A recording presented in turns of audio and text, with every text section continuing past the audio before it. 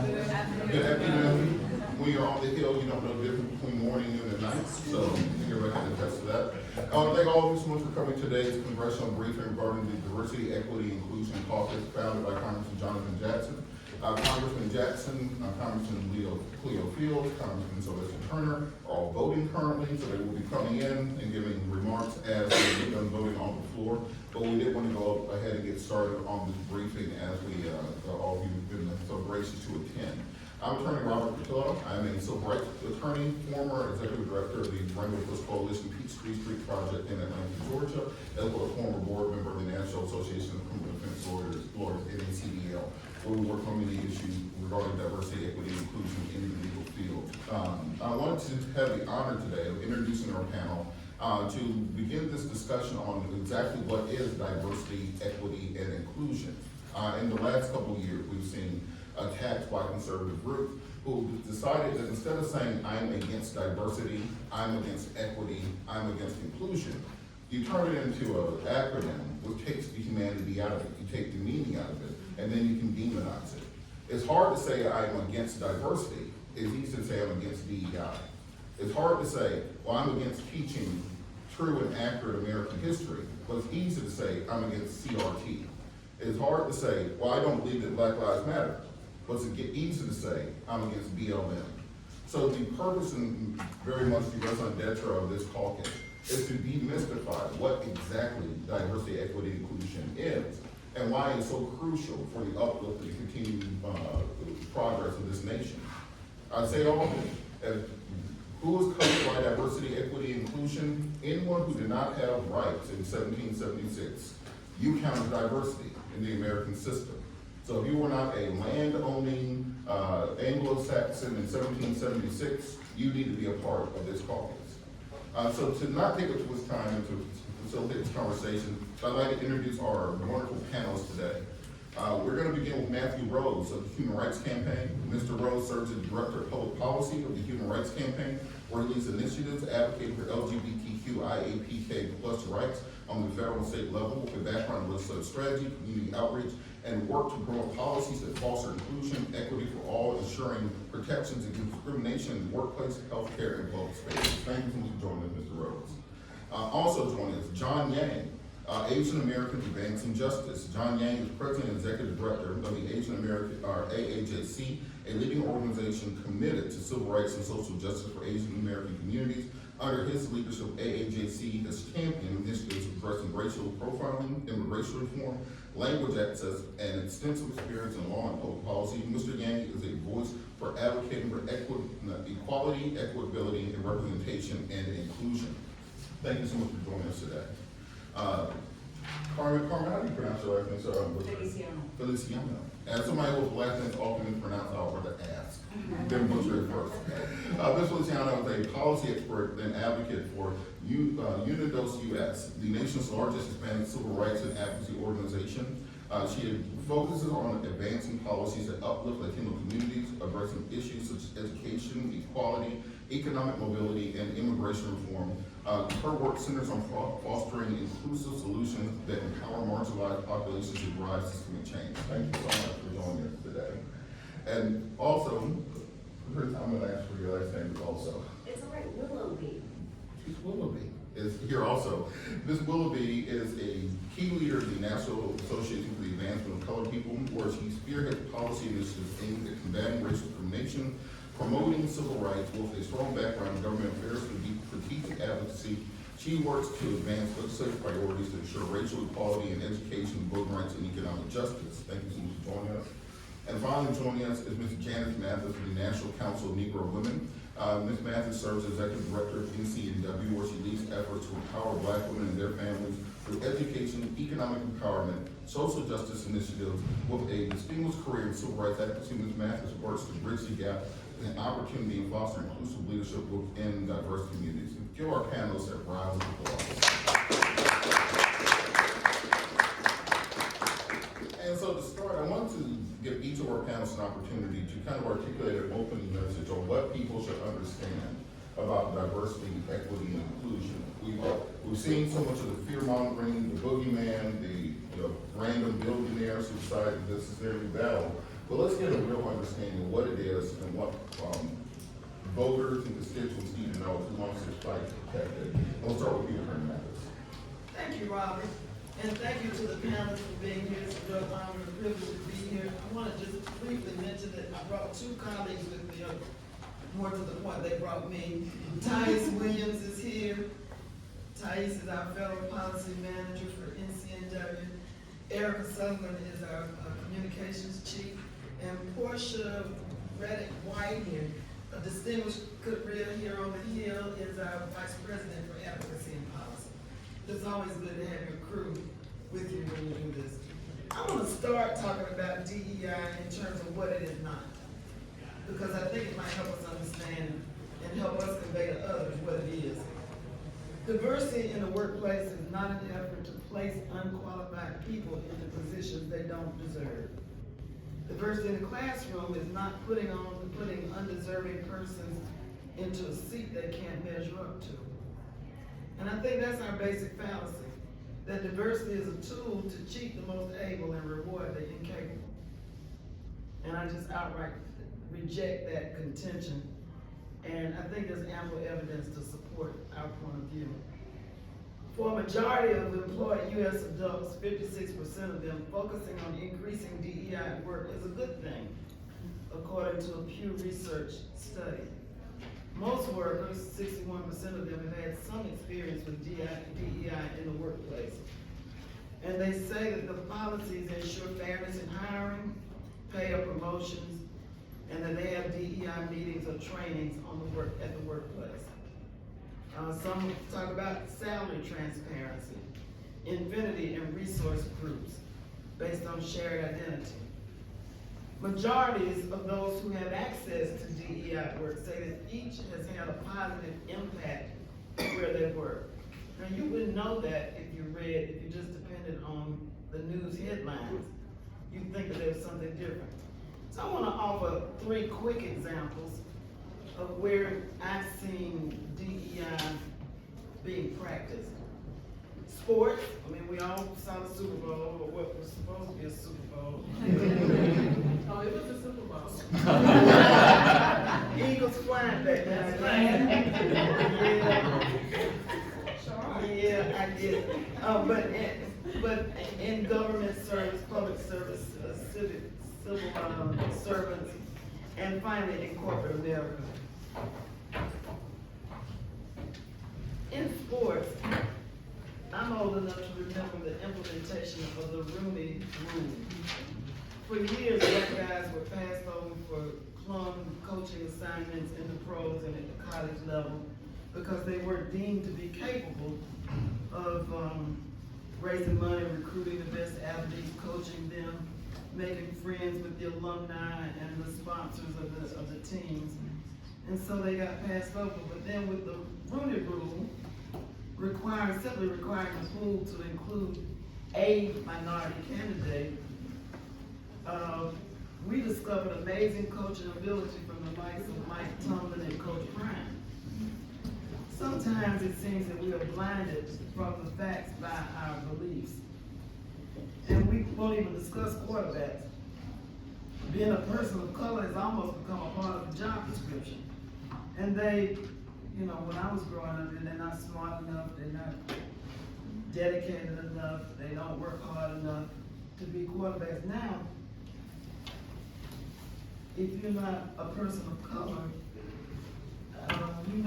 you may not become the first choice to be quarterback, and you certainly would have some difficulty redefining the game. The way quarterback is being played now is completely different than it was 20 years ago. You got to be able to run. You can't hide behind an offensive line and wait and hope they don't tackle you. It's a different game. And so for those reasons, and I think it's something we can learn from sports beyond what happens in football. It's not a coincidence that in sports, where the contests are public, the statistics are precise, the playing field is the same length for both teams, the cameras record every good and every bad call, where talent is measured in reach, determination, skill, is about as diverse as the nation gets. The rules are public, the goals are clear, and the playing field is level. In short, diversity can and should be achieved without lowering standards or ignoring qualifications. During the days of legal segregation, in the interest of full disclosure, my dad was a high school football coach. Surprise. He was turned down for inclusion in the state of South Carolina's Athletic Hall of Fame, despite having a 76% winning record, because simply black coaches weren't eligible for induction.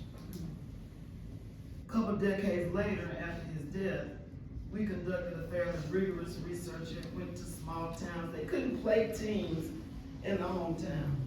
If you're in Greenville, South Carolina, there's no black team to play in Greenville, South Carolina. So you're playing at Columbia and Asheville and Atlanta and Augusta. And by the way, finding places for your teams to sleep and eat while you're on the road. Fortunately, that changed. Unfortunately for him, it was posthumously. Because there came a realization there was data. And what are we obsessed with now? Where's the data to back it up? Once we were able to piece together the record, small town newspaper by small town newspaper, sometimes they covered the games, sometimes they didn't.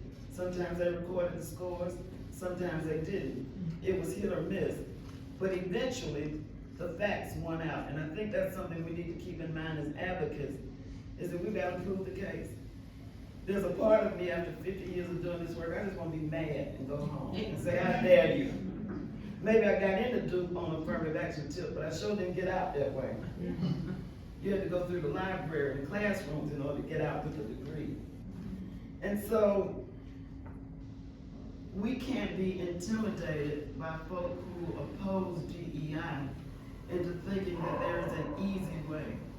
We're probably going to need a new Supreme Court, and that's probably going to take at least a decade.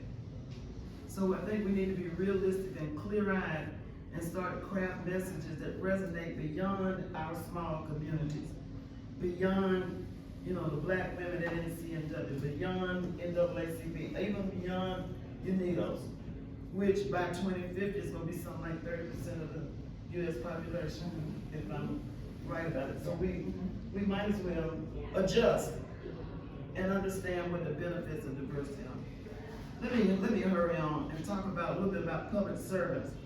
About a decade ago, Robert, who at one point, believe it or not, worked for me, and was brilliant at it, I represented a group of black air traffic controllers who was certified and tested as having met the qualifications to serve in that very intense environment of air traffic control.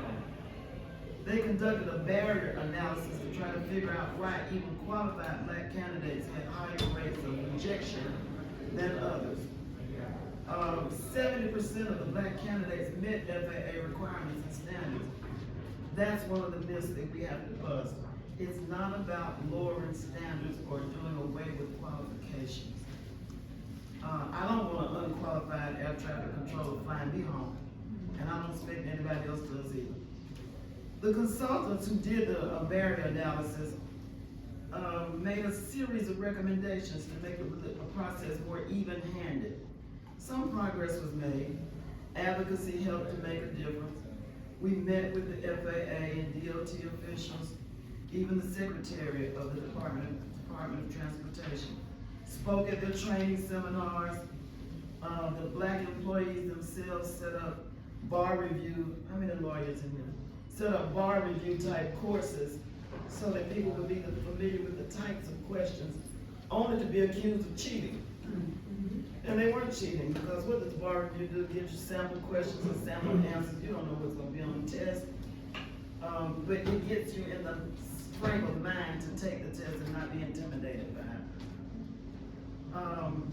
And so they made some progress in Atlanta. Atlanta was no longer the place where a black air traffic controller was likely to be employed.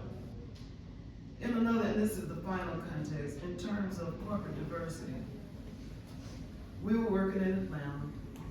You've got Home Depot and Coca-Cola and UPS and Southern Company these major, big publicly traded firms with no diversity on their boards of directors and no people in the C-suites of those organizations, right? We started calling on them, not to confront them, not to embarrass them, but to have a conversation with them. You're in Atlanta, the Mecca, the home of Martin Luther King, the home of the birthplace of the modern civil rights movement in some sense. And there's no inclusion here. So we came up with a survey, and we surveyed them. We asked them questions like, what does your EEOC report look like? Are you willing to release it publicly? Will you share the statistics? And then somebody said, well, let's go to the shareholder meeting. Let's buy some shares of UPS stock and show up and ask the president of UPS, what is his position on diversity and inclusion? And then we started to get some traction. It was never really about confrontation, which confrontation can be a great strategy to promote DEI, but not in the first instance. In the first instance, you need research, you need data, you need information. In the second instance, you must educate your constituents, yourselves, and finally the general public about what the facts really show. Research, education, and then at some point, maybe you set the table for negotiation. Can we talk about it? Are there strategies that can be put into place that will enhance your profitability, protect your reputation, and give some qualified folks a chance to be employed? If negotiations fail, there's always confrontation. And confrontation can be at the board meeting, confrontation can be in the street, confrontation can be in the media. But sometimes if people are intractable, you have to turn up the heat a little bit. And that's where confrontation comes in, but that's only a step toward the goal. The ultimate goal is reconciliation, where you come back and say, okay, we understand your point of view, we don't necessarily agree with it. We understand your point of view, where can we find common ground? In Atlanta, every Fortune 500 company ended up with either a woman or a person of color on their board of directors and in their C-suite. But that took about 5 years. It was not an overnight success. I think we have to be prepared for the long run. We have to be prepared to be studious. We have to be prepared to collect the data. And we have to organize to get judges who are more familiar with the United States Constitution than some of the ones that we have now in the highest courts of the land. I'll stop with that. It's a pleasure to be here. This is a passion for me. And I'm delighted to see young people who are willing to carry it on, because in about 4 weeks, I'll be retired.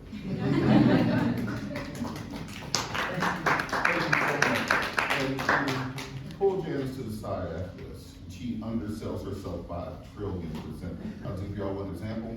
If you are old enough to remember the time the Atlanta Hawks general manager made some real racist statements, Janice had one meeting with them and they had a new general manager. She ain't gonna tell you that, but that happened. I was sitting next to her. I was at she said we worked together. I could held her purse for like 3-4 years. But I want to continue the conversation with Mr. Yang from the AJC for your opening statements. Sure, and I really welcome this opportunity. I really appreciate the creation of this Diversity, Equity, and Inclusion Caucus.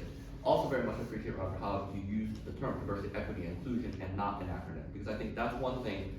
What I was thinking about in terms of sort of imparting on all of you is like how I'm thinking about this, what the framing might be, and then what it means for the Asian American community. So the framing for this, I think, is exactly right. Is we don't want to fall into this acronym thing. It's when we say what we want is diversity, equity, and inclusion, it makes it that much harder for those that are against that to say, no, we don't want equity, no, we don't want inclusion, right? The other way to frame this is by dismantling these offices through this executive order. They are enabling discrimination. They are enabling bias. Let's call that out, right? The purpose of diversity, equity, and inclusion programs and offices is to eliminate discrimination and to Janice's point, find the most meritorious candidates. Recognizing the most meritorious candidates might not be obvious, and we all know the reasons why. So that's the purpose of these programs. So it is exactly the opposite of what this administration is trying to do. And if we call that out, that is going to help in that. Then in terms of that framing is think about the opportunities that you all have, whether it is in hearings for your members, whether it is through reports, to call out those questions, ask those questions of witnesses, find witnesses that could represent that point of view to make sure that people understand these are really the issues that are at stake. Now, what does this mean for the Asian American community? And actually, I'm going to break it out into diversity, equity, and inclusion. On the diversity point, so for those that don't know, I'm not going to do a quiz, I'll just tell you. The Asian American community is about 7% of the American population, about 22 million people. Now that community is at least over 50 races and ethnicities, over 100 different languages. I oftentimes joke that in our so-called home countries, our countries of origin, where our ancestors are from, we were often at wars with each other. In fact, some of them we're still at war with each other. But we come here, and because of a political construct, we are named as Asian Americans, right? And so part of this that's important for us when you're talking about diversity, equity, and inclusion is recognizing what diversity means. Specifically, and I appreciate Janice mentioned this, around data. What we are seeing right now in the administration is the erasure of data. And that erasure of data will make it so much harder to establish discrimination, so much harder to establish where there are places that we have inequity. So again, in terms of how you think about whether it's legislation, et cetera, is making sure that we are still have the data in front of us to do our job. You know, for the Asian American community, oftentimes there are two stereotypes that we fall into. One is what's called the model minority stereotype. And that's the stereotype that Asian Americans all do pretty well. When you compare to the mean of America, we do above average, right? And this is a stereotype that needs to be dispelled. And this goes to the second issue around equity. The reality is, yeah, there are some Asian Americans that are doing relatively well. I'll admit, I feel privileged. I did go to law school. You know, I've had a successful career as a lawyer. Now I'm a civil rights lawyer, although I'm also a parent, so I would say I'm an unpaid Uber driver on weekends. For all those parents, you know what I mean by that. But the reality is, like, the Asian American community also has the largest wealth gap between those that are doing well versus those that are doing poorly. The experience of a Vietnamese American with respect to education is very different than the experience of a Chinese American. I mean, that's the reality. And so, again, having the data, having an understanding of the nuances, where those inequities lie, is going to be so important to the work that we do. Here, I want to be very, very specific, because this question comes up. When it comes to education and equity, Asian Americans support affirmative action. Let me repeat that. Asian Americans support affirmative action. There are those, the Edward Blooms of the world, that want to be our white saviors and tell us that, yet that Asian Americans are being discriminated against. That's not true. Number one, you know, every poll that we've done shows that about 65 to 70% of Asian Americans support affirmative action, support race-conscious admissions policy. Number two, even after the SFFA decision, the Harvard and UNC decision, the data is all over the map when it comes to Asian Americans. Yeah, it's true that some schools, Johns Hopkins is notable, I think MIT is also notable, in having Asian Americans increase in enrollment. So the conservatives will say, you see, that proves that you guys were being discriminated against.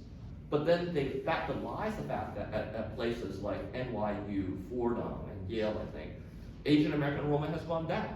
So the reality is that it's much more complex. Again, there is inequity that Asian Americans are facing, but we have to look at what the exact data is, what the reasons are. Then the last piece is around inclusion, right?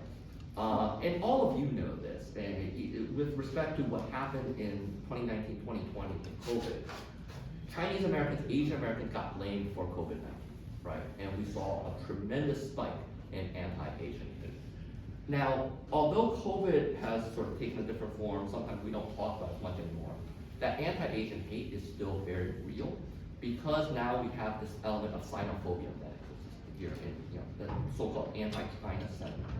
To be clear, Xi Jinping is an awful dictator, and we do need to have policies to cabin that authoritarian regime. I want to be very clear about that. But you notice I say Xi Jinping and not the Chinese, right? Because once you say the Chinese, you are saying that someone like me, and literally we just had this happen in the Senate Foreign Relations Committee last week, have one of the Republican senators say that every Chinese student is an agent of the Chinese Communist government. That's ridiculous on any number of levels. We know that, right? But just think about what that sort of messaging does to those Chinese students, right? It makes them a target of hate. It makes them a target of bullying. It makes them a target of violence. So when we talk about inclusion, that's one of the elements. It's like, how do we feel included in this society, right? Recognizing that this goes to the last myth, right? Is this notion of Asian Americans being perpetual foreigners. No matter how long we've lived here in the United States, or how many generations, you look at our face and you assume that we're a foreigner. You know, the number of times that I've gotten the comment, oh, you speak Chinese, you speak English very well. Well, thank you. You know, or, oh, you know, I noticed an accent, where are you from? Right, and then I would say, well, I'm from Chicago, that's a Midwestern accent. So, you know, so those, when I talk about inclusion, those are things that enter into the Asian American conversation about how we feel included here in the United States. Then the last thing I'll just say in terms of just general framing is like, these three concepts, diversity, equity, inclusion, are very American concepts. And we should own them. We should own that. You know, the notion of diversity plays into our notion in America we've always had of being individuals, or individualism, right? Why don't we play into that more? So we should be celebrating the individualism that we have. Why is it that we want to all melt together and become one thing, right? We all recognize that we don't have an equitable society yet. We might disagree about the policy, but let's recognize that there are inequities and work on that. And fundamentally, you know, you look at Emma Lazarus and Statue of Liberty, we want to be included. So again, we might disagree on the policies with those on the other side of the aisle, but let's agree that these are goals that we want, and that will further the conversation.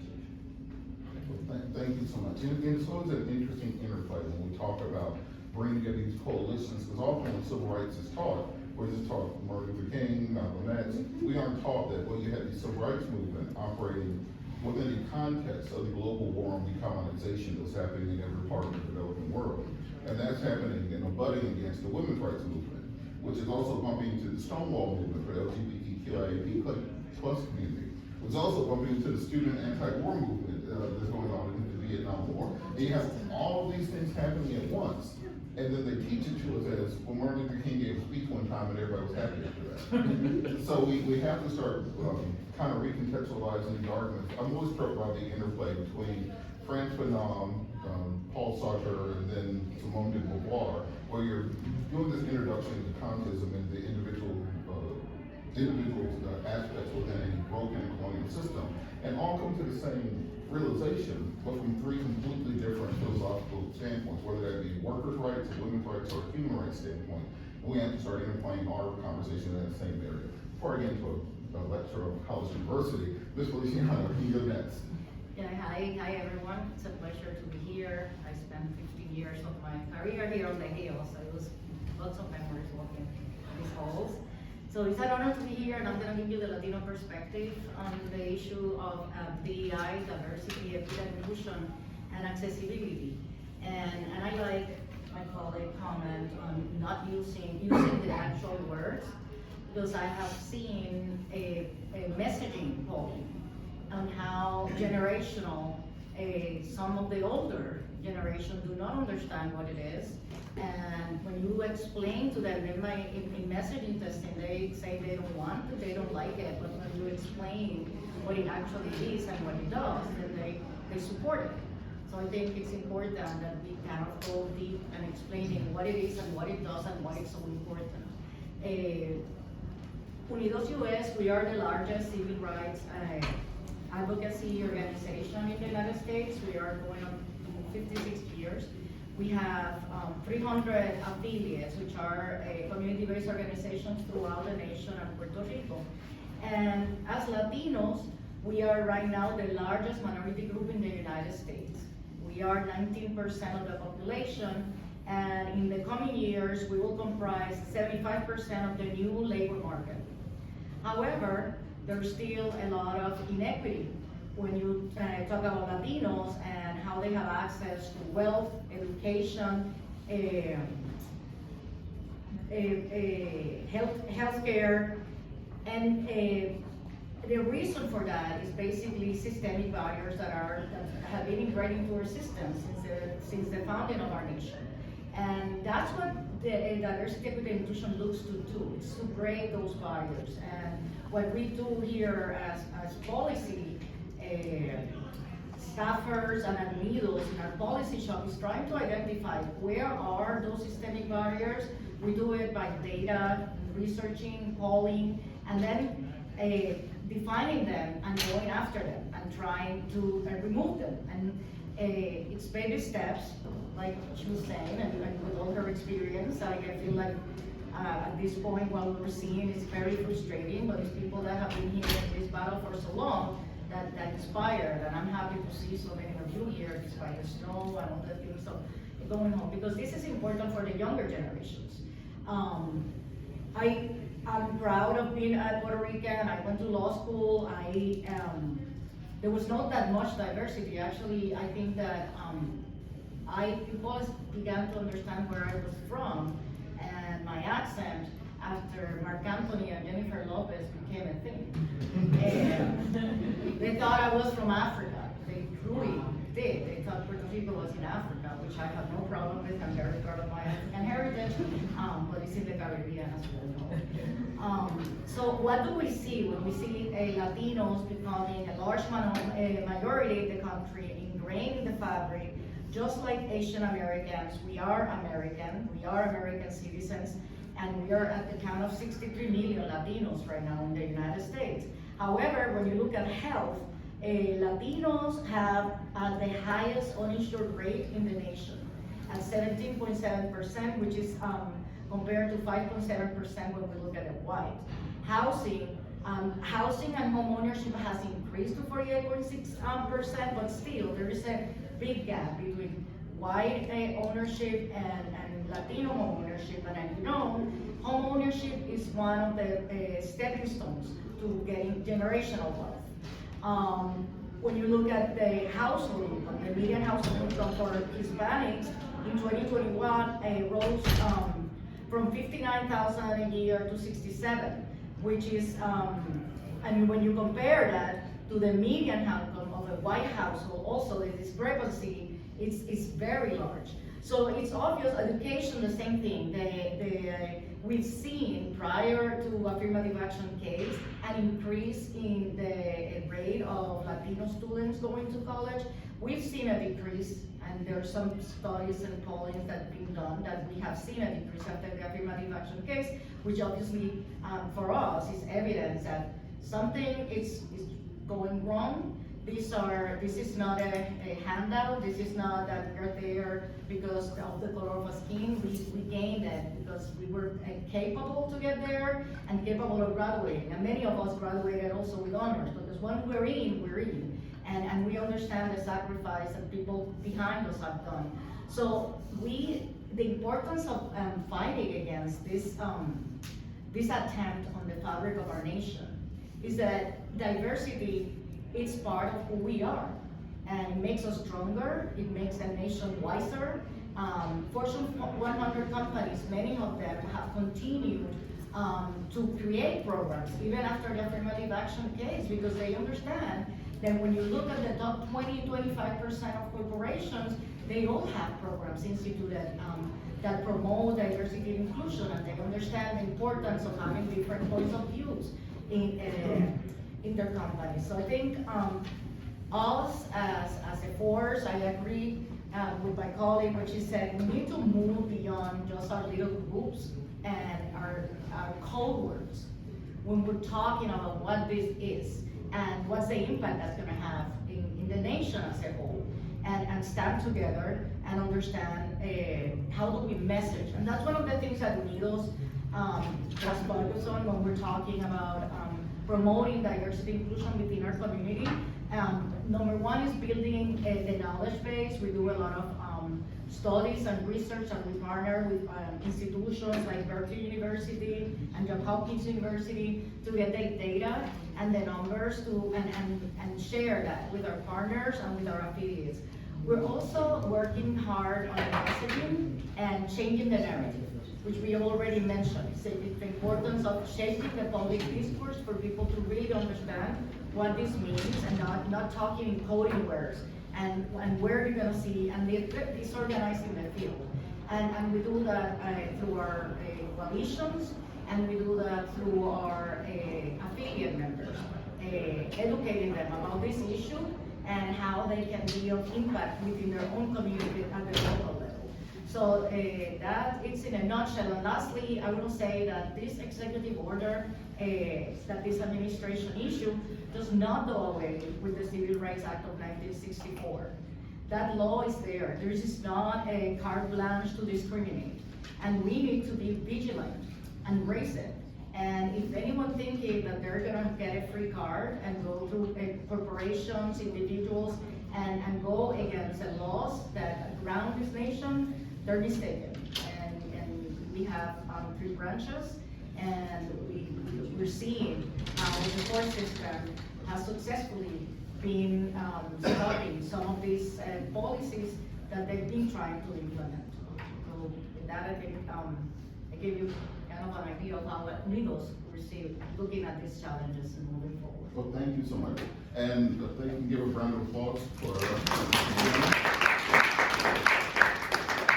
and now I would come back to the panel, but many of our congressional representatives were able to come in and join us very quickly to discuss this issue. Congressman Jackson, would you like to make remarks? Yes, please. Thank you to everyone. Thank you.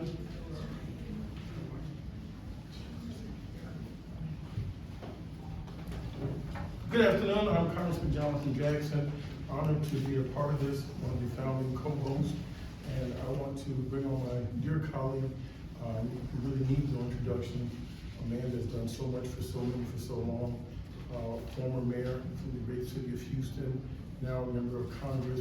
When we came up with this idea 7 days after what we saw on January 20th, when we were sitting in the rotunda with Mr. President Donald J. Trump, we saw him issuing these 78 executive orders, 26 rescinding, 26 new laws, 52 rescinding the orders of President Biden. We said something has to be done. This is wrong. We stand behind diversity, equity, and inclusion. I would ask you, who can be against diversity? Who can be against equity? Who can be against inclusion? What we have seen is the erasure of names coming off of buildings, the erasure of history, that not to be taught in the military. We've seen the closing of opportunities. We want to make sure we open the doors of opportunity and that we don't remove history. Even as you come up on the hill, you will see the Native American Museum, you'll see the Asian Museum, you'll see the African History Museum. Now you're seeing the name of the Fort Bragg, go from the Liberty, go back to Fort Bragg. The worst Confederate general that many have described, shooting his own men, a true traitor. But we want to make sure that we highlight the good in America. Out of many, e pluribus unum, we are one. And so we affirm that we're a composite nation. We believe in that vision.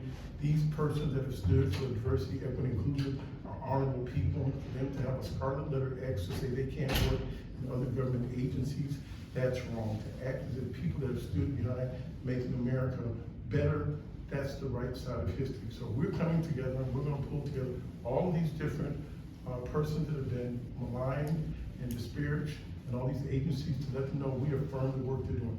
We want to stand on the side of the corporations that are going to continue to stick with their business plan. It has shown there's an economic benefit to having a diverse economic business plan where people are more inclusive, where customers or employees feel more welcome. We cherish that ideal. So without further ado, I'd like to bring my dear friend and colleague, the Honorable Congressman Sylvester Turner.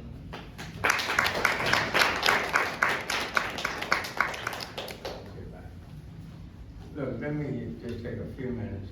I certainly want to acknowledge Congressman Jonathan Jackson because he's given leadership to the Diversity, Equity, Inclusion Caucus here and has just done a yeoman's job in pulling people together. I was voluntold to be a part, but nonetheless I want to be a part at the same time. Let me just say this. We live in a very diverse country. Very, very diverse. City of Houston, we say we're the most diverse city in the United States. But you can be diverse and yet separate, segregated, and apart. And no one's interest is best served. The question is, can we be diverse and be inclusive and then be equitable all at the same time? And the answer is yes. But it doesn't come without us working through a lot of the turbulence. And that's what we find ourselves right now. And when we run away from it, then pretty much we give in to those who want us to be divisive and be separate and not even equitable. So this is a time when we have to rise up and really come to the table and be that resistance to those who would like to send us all back. Because it's real. And it's important for us not to run away from who we are.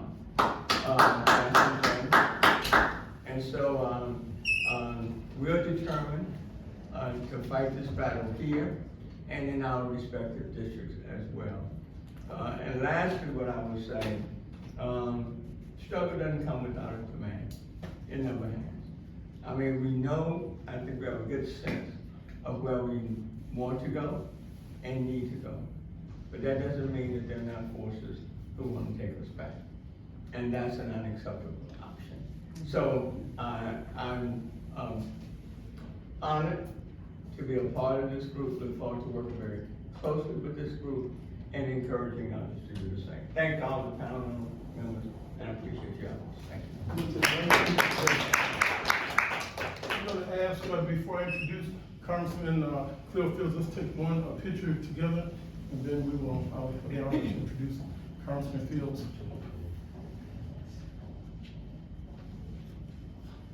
Thank you. Thank you. Thank you, Mayor. Thank you, Congressman Turner. Thank you. Thank you. And next, I'd like to give a very special introduction to the youngest senator elected in the history of Louisiana. That's when I first met then Congressman Cleo Fields.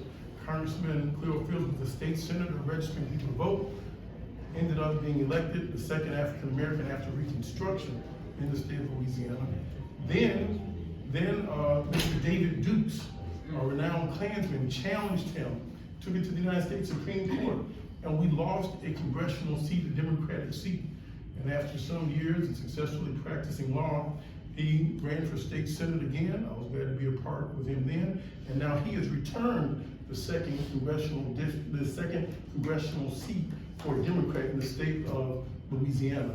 And on this date in history, February 11th, 1867, this was the Reconstruction Act that was signed on this date. So this date has also symbolism for us. And that started right down there because of Louisiana. So Louisiana is so rich, so historical.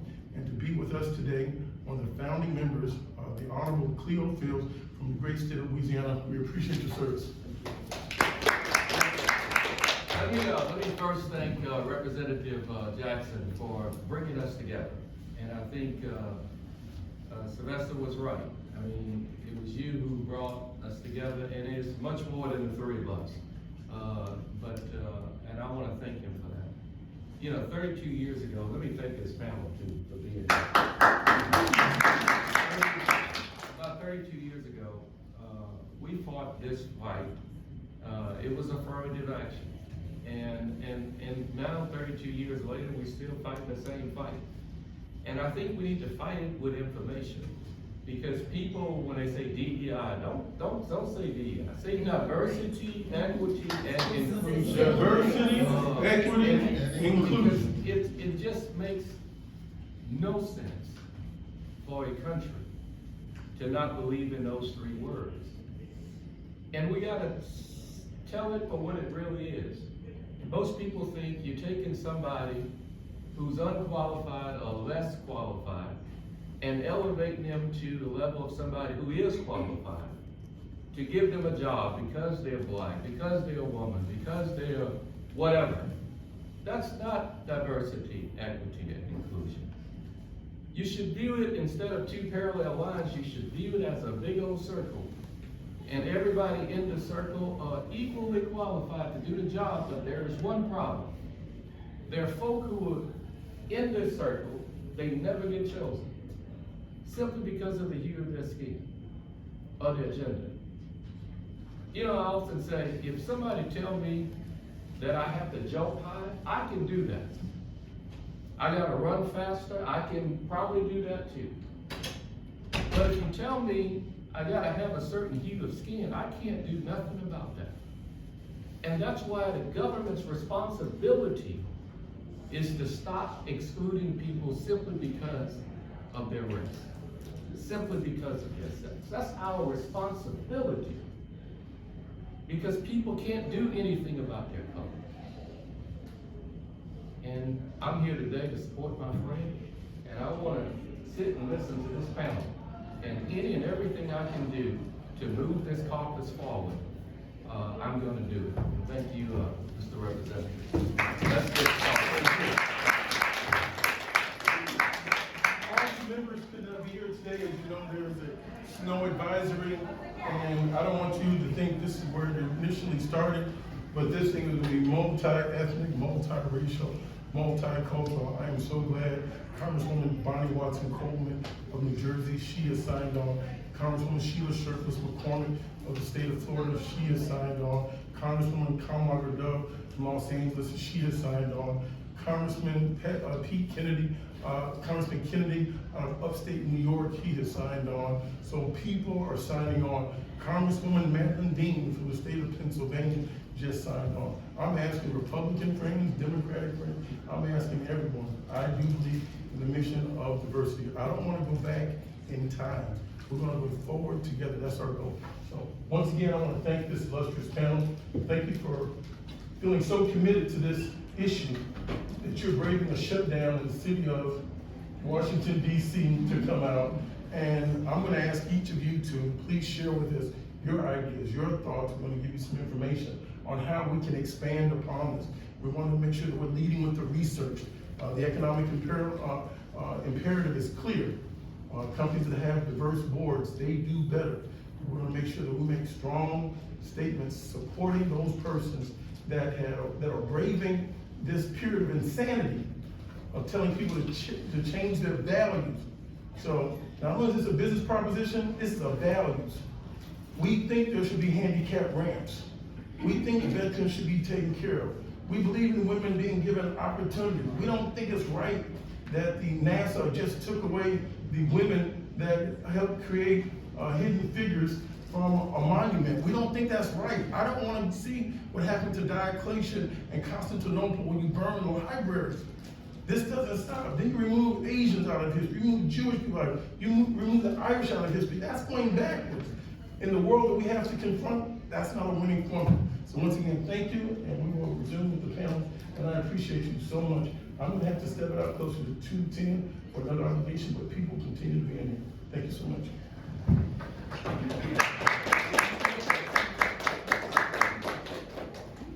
I want to thank our congressional representatives so much. And the difference between this group, and people have asked the question, what's the difference between this group and other caucuses or study groups within the Capitol? Well, the difference is we're focused on legislation. The same way that conservatives started fighting the Civil Rights Act in 1964, and they were able to get it finally taken away in 2025, the way they started fighting against Roe 50 years ago, and they were able to repeal it until 50 years later. We have to understand that this fight against today begins in rooms like this. We may not see the results of it tomorrow, but we need to let them know that we're not going down without a fight. So I want to continue this conversation. Mr. Rowe, go to you next, because I think you're next to the discussion. Oh, for Ms. Willis, can you go next? Yes, Thank you. I actually have to leave. Do you? And when people say let her cook. I'm gonna stand up because I actually need to stretch a little bit, because I'm near retirement right now. So good to see you, Congressman. So I'm gonna go back to history as well, because I was a congressional staffer up here in the House for 11 years too. I ran the Congressional Black Caucus, and I was the chief of staff for Congresswoman Stephanie Tubbs Jones. And as a staff person, I always wanted to know the why of why things always were. You know, as a staff person, You're always inundated with a lot of people who come up and they ask you for things, and you're always wondering why people are asking you for things. And so, going back to the founding of the country, go back to 1619, when Africans first made their way to the shores of North America. And I look toward when people first set foot on the North American continent. Things weren't so great in England when you were not a member of the peerage. There were a lot of the relationships between rich and poor that were ported onto the North American continent, in the way that power relationships were imported onto the North American continent, in the way that people took advantage of other people, that were really put into the founding documents of this country. And although we say certain things, the way that those things are implemented are different in the way that they sort of play out. We hold these truths to be self-evident, that all men are created equal. But that doesn't really mean all men. It meant all white landholding men. It didn't contemplate people that look like me. I believe that. I have worked toward that, but that didn't mean me originally. And so, in the way that those founding documents have played out in the Reconstruction Amendment, in the 13th, 14th, and 15th Amendments, the 14th Amendment in the Equal Protection Clause, that was foundationally controversial because it was the first time that the federal government mandated the relationship between black and white people, because the federal government told the states the way that black and white people were going to relate to each other. It was controversial. And ever since that, in the introduction in 1863 and the ratification in 1868, there has been pushback in this country in that relationship. And so we see that carried through the line in history, and that is the pushback that we see now in this conversation about diversity, equity, and inclusion, and in the power relationship, in who benefits from the benefits of our economy in the relationship of our economy today. There are fundamental changes going on in the shifts in demography in the country. There are foundational shifts in the world economy going on. The United States is no longer the global dominating force in the world economy. The G7 is no longer the dominating force in the world today. The BRICS, Brazil, China, is now a larger economic force. Russia, China, Brazil is a counterweight to the G7. What we see the new administration doing is really detrimental. It's putting the United States in a really, really awkward position. And our folks, people of color, are going to be the collateral damage in that. And so you see in this movement toward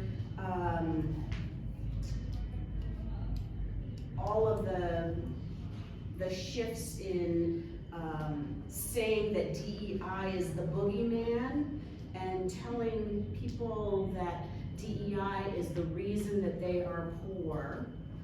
DEI is the reason that that the price of eggs is high.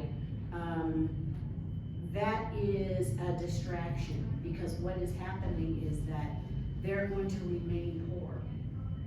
But what's really going to happen is that brown and black and yellow people are going to continue to be thrown under the bus, while conditions in the country economically are going to continue to go downward.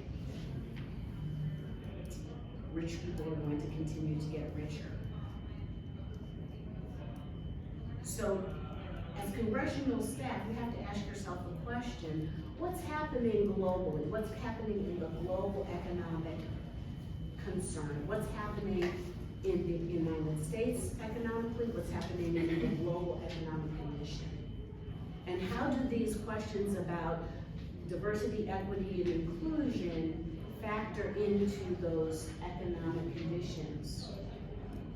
And what's the connection in the messaging that conservatives are putting out there, and what's really going on that is going to disadvantage my constituents? And then how do I change it? Because it's all connected to history. So. Absolutely.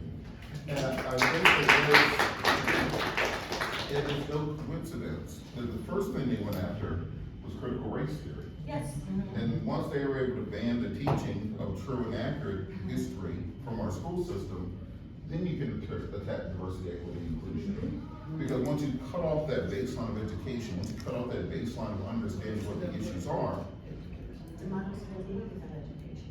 you say that loud, I'm right here, no one's right. Understand this? I know. If you don't have the words, you can't. Janice said, you know what you said? Democracy doesn't work without education. Right.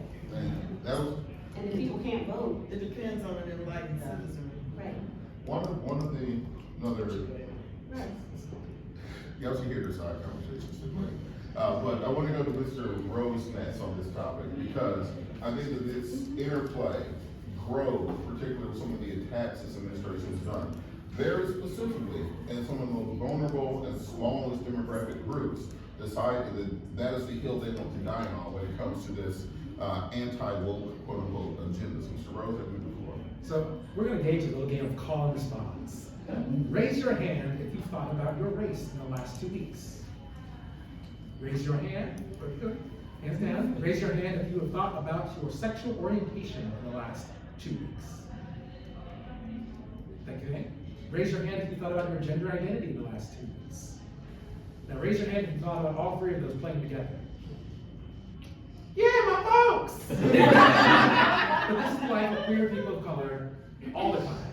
Because where we get is everywhere it shows up, where something hits our race, our sexual orientation, or our gender identity, we get dinged on all three of those things. And people seem to forget that we exist and that we are part of the fabric of discussion. But what they're trying to do is tell us that the people you see in front of you don't exist. The things aren't happening. And they're doing it sloppily. Who's read the executive order on DEI? Did anybody else notice that there's something missing in there? Oh, yeah. Like a definition of what is DEI? Oh, yeah. They are trying to rewrite history in front of your face and act like people do not exist. We've seen it in, harking back to my colleague earlier, the data that you cannot find because they've taken it down from sites. It's actually not down. There are large numbers of groups who are archiving and saving that data. But we have to think about the various dimensions about how someone walks through lives. I often love to check in with my Black and women friends and just ask them how their day's going, ask them what's coming up for them, and ask them what's bothering them. Because as one of the smallest percentages in our country, they know a thing or two. They know how things get swung at them, they know how things hit them, and they know how things can change worlds radically for them. And they know when we make programs that help them stand up, tell their story, tell their truth. You get to meet amazing people like Laverne Cox. If you haven't seen her video lately on Trans Lives, you're missing out, go check it out, it's great. But we are in a place where we can think about what does it mean, and I think it's great that this room is right across from my House Press's office, because she says this all the time. We have to start the work with the people who are closest to the pain. DEI work, diversity, equity, inclusion work, is starting with the people closest to the pain, and just saying, we want everyone to have an equal playing field. We want to be open to all. Businesses, you want to be open to all. And you know how I know you want that? Because the last 3 years, now that you're all of a sudden complaining about DEI work, the last 3 years, you all reported record profits when you were all running what you said were DEI programs. Now, remember how I said they like to play in your face? Notice what their press release says versus notice what's happened in their practice. A lot of them haven't changed nothing. They just have a beautiful press release because some man on the internet complained to them and they said, Oh my God, it's the worst thing ever. How do we know? Because HRC tracks us, because everyone likes to tag us when they're leading their DEI principles, and they say, we're leading your corporate equality index, and we say, that's cute. We will rate everyone who's in the Fortune 500. Just if you don't tell us, it will be harder on your rating, and we'll probably ding you, because you know, it cuts some people. But we can make change. Change is happening. I like this year, our corporate equality index saw a 14% increase in the number of companies participating. This is under all of the attacks on DEI. People were still doing it. The American public loves the idea of diversity. Why? Because diversity is natural, y'all. Like, real natural. Like, even if you don't want to believe their sanitized history, Darwin still counts, right? Does Darwin still count? Darwin still counts. Darwin said that those finches changed over time. Why? Because diversity says that people change over time. Matter of fact, unless you have an identical twin, you will actually change over time from your siblings. Even if you have an identical twin, you can change over time. I know plenty of twins who are, one of them is straight, one of them is gay. It's a hilarious thing to realize. Or one of them's bi, and one of them's become queer, and they fight over who's the most queer one. These are the things that we talk about at HRC. But we also talk about the importance of having real conversations about how things like programs like diversity, how inclusion, how equity actually affect people's lives. Like, I used to say, like, I'm a DEI hire. I'm a black gay man. Everybody needs to hire me for a job. I check multiple boxes for you. It's great. Now I also bring something to the table. I have something to talk about. But the ability for the fact that you said, oh, we'll let him in the door, and then, oh my God, he has words. Words that mean things. Words that, why is it this way? I wonder if we change things. Maybe we should. It's those conversations that we have to make real and happen. We have to sit down and say, I'm not going to talk about DEI. I do that at work. What I'm talking about is your workplace fair? Does everyone get equal access to everything? Do you like that? Do you feel like the work that you do is equally respected and rewarded? And everybody goes, well, I hope my work is equally respected and rewarded. That's what we want! We've been saying that since King was on the ball! The content of your character, even if your character sucks. That's what we're judging on. But we have to find space for the largest possible tent, because guess what? Everyone is actually affected in diversity and equity and inclusion. It's not just a black thing. It's not just an Asian thing. It's not just a Latino thing. It's all of us. Because we are all diverse. Literally, the reason our country does so well in so many areas and so many aspects is literally our diversity. Partly because we steal the smartest people from around the world and bring them here and do things. But because we have this giant melting pot, that's not like, it's a weird melting pot, because notice like some things don't get to fully melt in it and like become, like, Irish became white, Italian became white, but like Native American never got to be the true people who lived here. That's weird. Asian communities like sometimes become white, they say, but then they're like, oh wait a minute, I forgot about you. No, we can't do that, because that might hurt us later. But it is literally the fact that we all show up, and we all show up with our most authentic selves. And when we write laws, because we love laws, that's right, we're in Congress, laws. Those laws create a playing field that drastically changes things in the lives of people throughout this country. We create things like EEOC that sues bad actors and returns $20 billion to consumers. Because we know that having people not being discriminated against work makes work better for everyone. And so ensuring we protect those things. And I know that some of you who are in the minority right now, one, you're never forever in the minority in Congress. Like, that's just how it works. Like, eventually, you rise above, unless you leave the hill, and then you're still the majority because you get to like come back and bother before the colleagues. But at some point, the laws that we put in place change the stakes of our country. As was said over here earlier, it's because the civil rights laws that we have that are laws are why their executive orders are not so enforceable, are kind of illegal. Executive orders only promulgate rules, the rules are interpretation of law, but they're not actually laws themselves. So when we play the long game, when we make civil rights happen, we win those things. But also when we remind people that the majority of Americans are actually on our side, and are on our side in like really rapid ways. Like, I am young enough, I know, you wouldn't think so, but I am old enough to remember when marriage equality was not a law. Not only was marriage equality not the law of the United States, but at one point, we were this close to passing a constitutional amendment banning marriage equality. 20 years later, hey, I can get married. Not that I want to, but the idea is still there. So things change, attitudes change. And we have to make sure those attitudes change, and not only are they changed, but that they are felt. Because it's one thing for your friend to be like, I have your back, you're great. You're like, when's the last time you called a member of Congress to say that you like me? And my issue is like, well, like, and that's your problem. I need you to show all the way up. But we can do this. We have done hard things. Every community in this room has a story about where their people came from and how they had to overcome. And that part of that beauty of the American struggle, I hate that we don't have to struggle, that sucks. But part of that beauty of the struggle means that we know we can do hard things, move people, change hearts and minds, because it wasn't that far ago.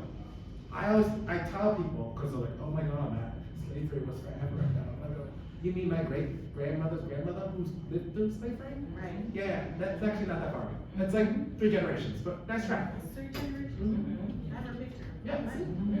Real picture. We live this. We're living through it. We're living through a moment that sucks. I always quote Melissa Harris Perry. I will close with her saying, she always said, Thomas Jefferson wrote, all men are created equal, while staring at a field of enslaved persons. It is possible to write a better sentence and to make the country live up to the sentence that it was not great enough at the time to understand, but it can still be great enough to truly be. And with that, I'll pass it back. Thank you so much. We have a few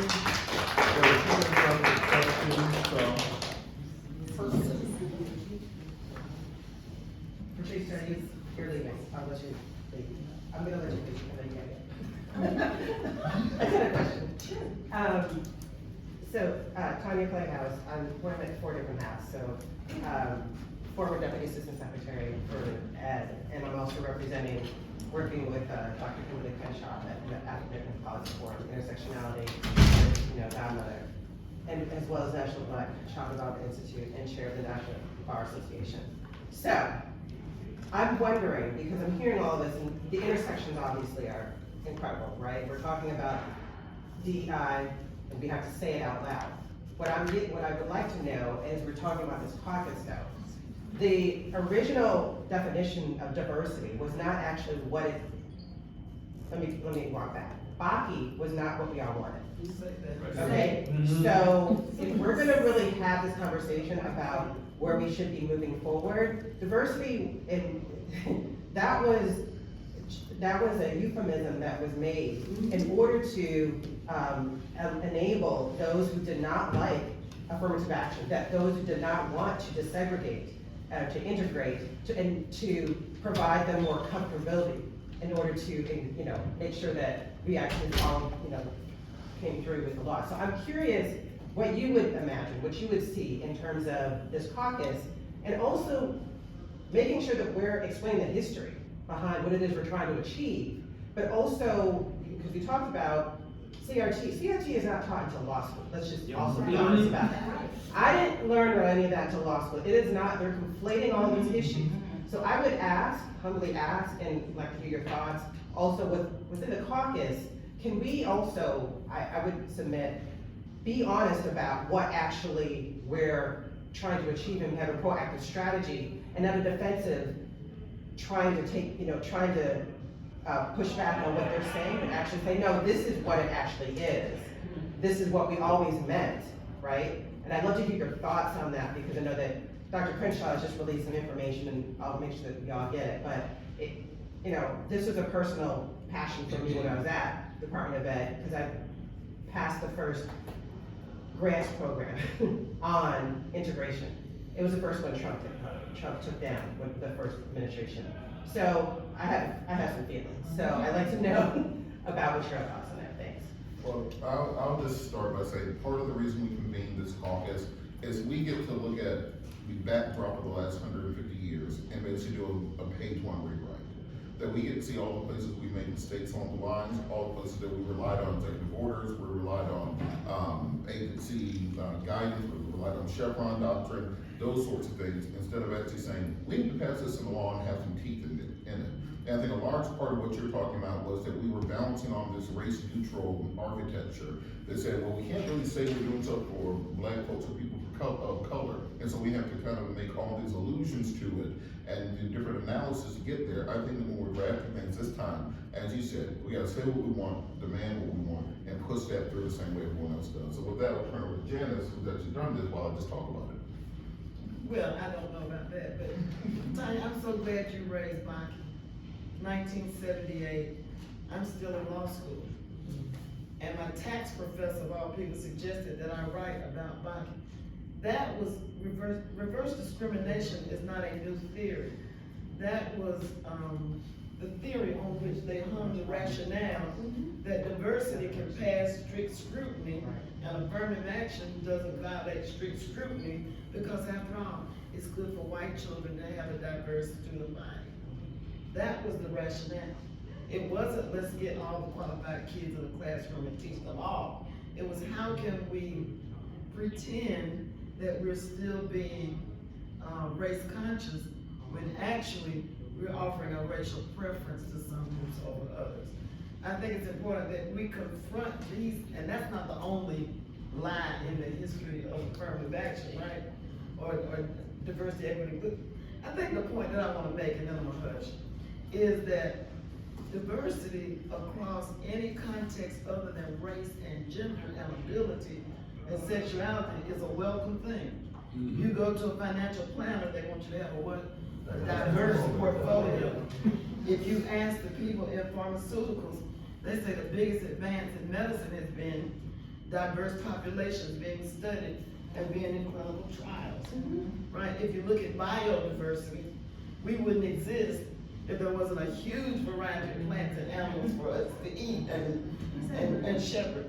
So what is it about us, and I'm including NCNW members and NAACP, what is it about diversity in this context of ethnic identity and sexual orientation and gender identity that makes us nervous and afraid to look in the mirror?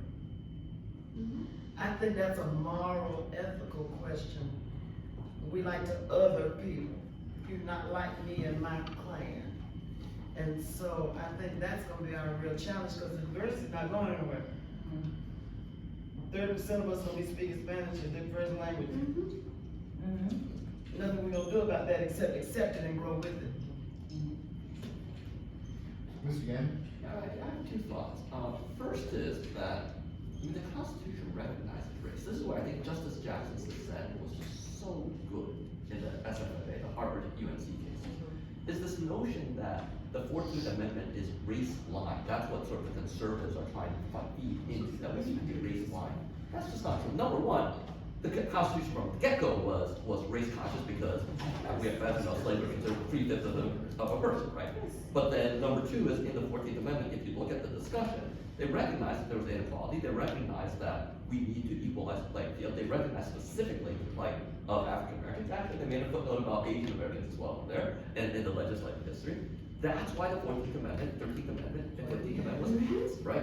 So like part of us is to, I think part of our legal strategy, and I'm speaking sort of as a lawyer, and I will admit, so our organization, one of the ones that filed a lawsuit against the Diversity, Equity, and Inclusion Executive Order, so we have the lawsuit in Baltimore, is to reclaim what that constitutional history is. The second thing is, with respect to the narrative, is the same notion that you shouldn't be quote unquote race blind.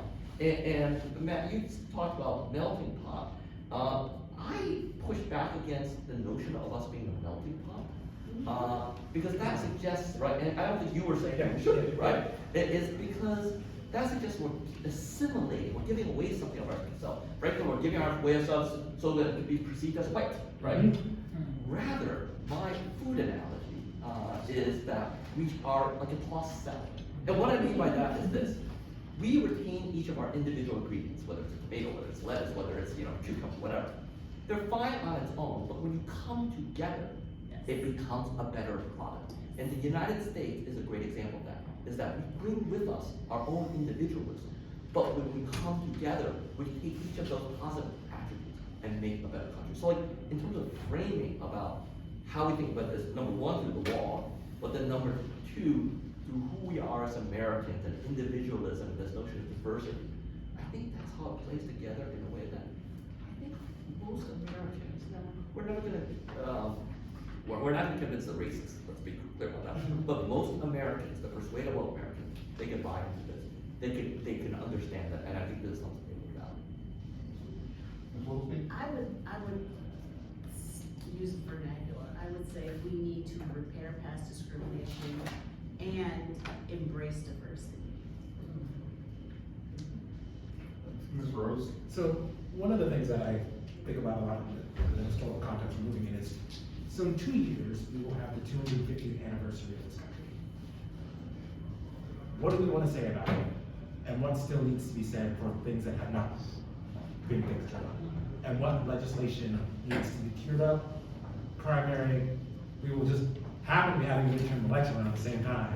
But what do we want to say in that moment about what our country has done past? Because there's a whole committee that's like doing like the past, blah, blah, blah, blah.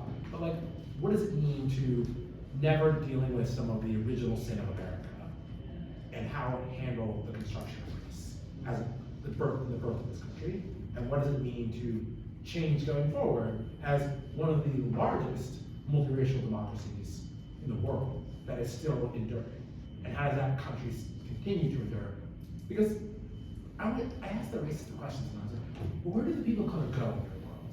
Like, if they all leave the country, where do they go? And if they all go somewhere forcibly, you know that can be transit rate. But what world are we trying to create? And what world do we need to get people bought into the vision again? And what is that proactive vision of like, what does this mean? Because so often this discussion is, we have to think about the companies who are pulling back or saying something different. And you have like a really complicated narrative. Like, look at the Target situation. Like, we were like, screw Target, but then the black creator's like, but we worked months and years to get our products into Target. Like, what do we do? So how do we create that vision?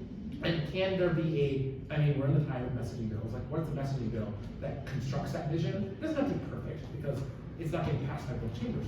But like, how does it set up a discussion about who America is and becomes and who we're going to be? Like, I know we kept playing this like demographics is destiny thing, but like, talk to both people on either side of me. They're going to tell you that there's no such thing as a monolithic, we are all Asian, we are all Hispanic people. What does it mean for those communities to be part of who we are? And where does that go? Where do we go as a country? And I think that this caucus is uniquely positioned to have that and to pull that legislation together in a package that makes sense. You know, I think of HIA, which is a giant health inequality bill that we hope to one day get passed so we can get rid of some of these health inequalities. But like, where does that go? And then pulling in the most people, because we do represent the vast majority, and a majority that's still growing, and a majority that votes Democratic pretty consistently. So why don't we have legislation that addresses some of these wrongs that hit us all?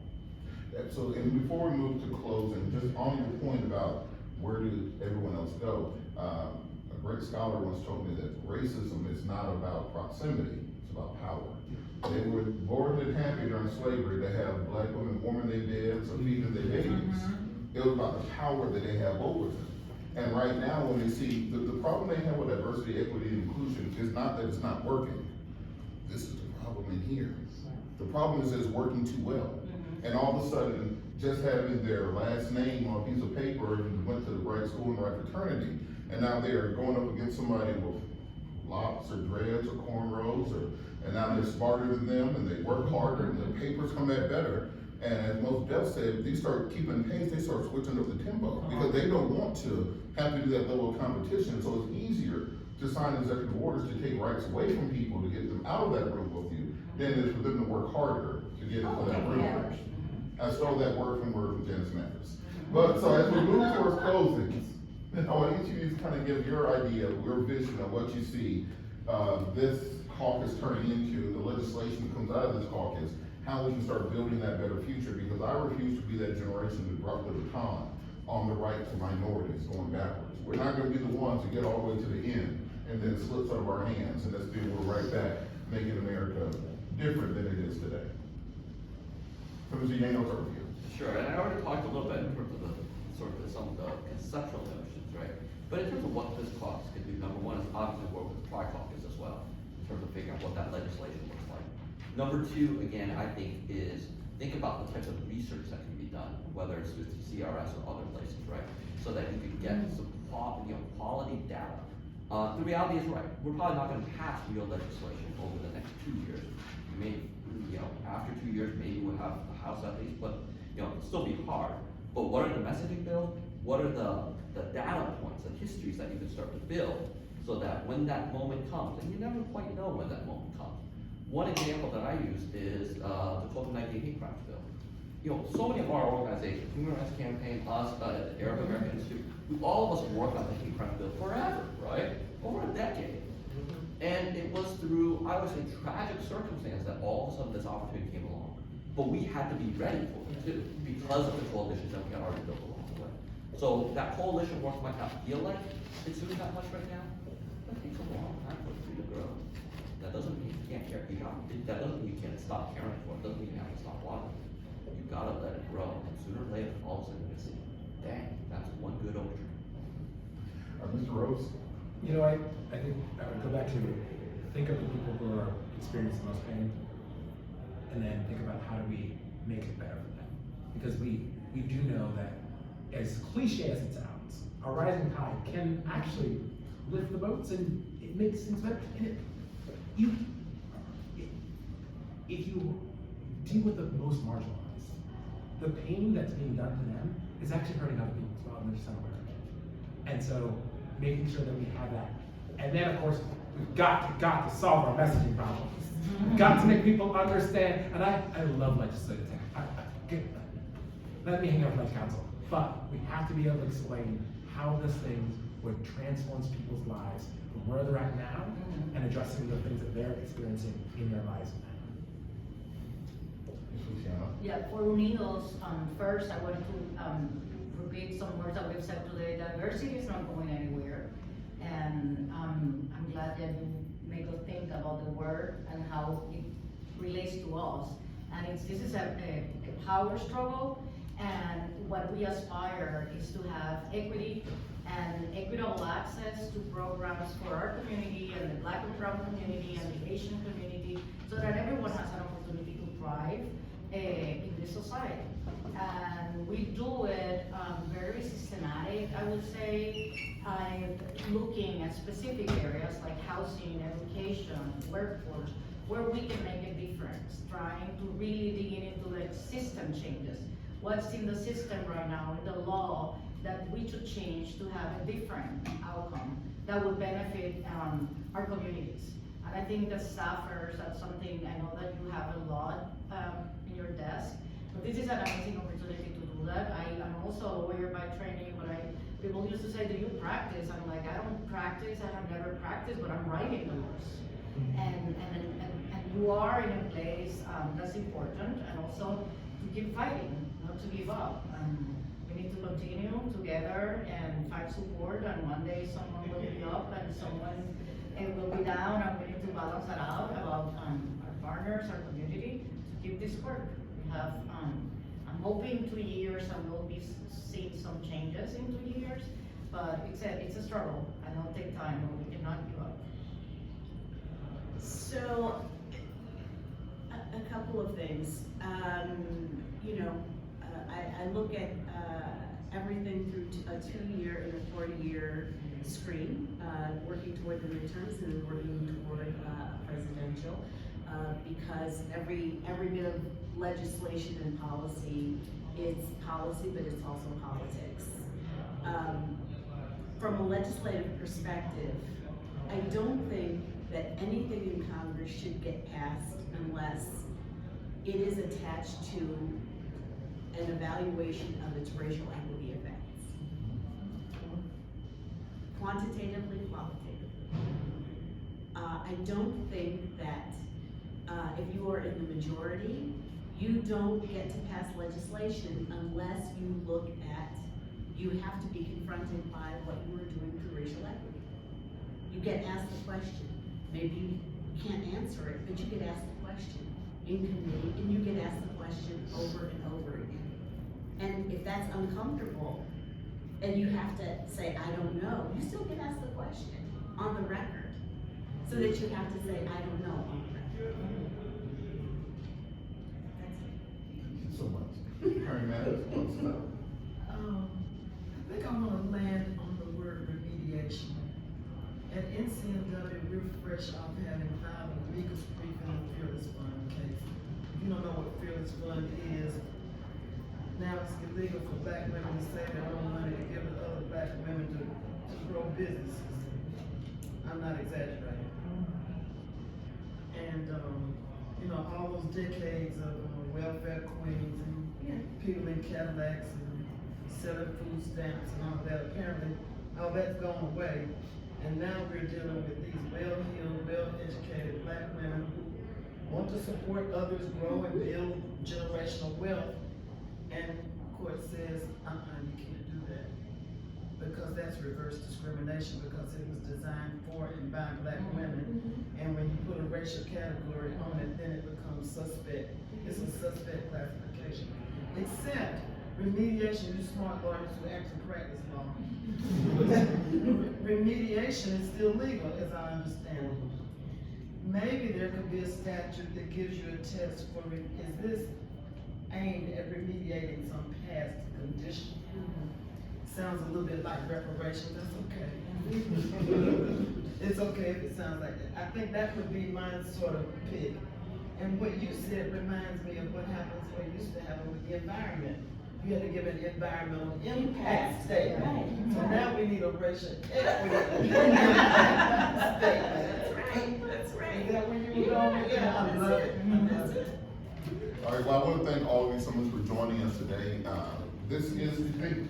This group and this group which will keep growing, where we'll put together these legislative ideas, these legislative policies. Remember, they published Project 2025 in 2022, and they had been researching it for 10 years before they got there. So we start in rooms like this, we start in positions like this, we start with the ideas, we put it into policy, and then when we have the power, we execute it, and we don't take no for an answer at that point in time. So everyone make sure you are signed in sign-in sheets, so we capture the information, so we make sure we're keeping you updated. Please network with all our wonderful panelists, so a panel, a round of applause.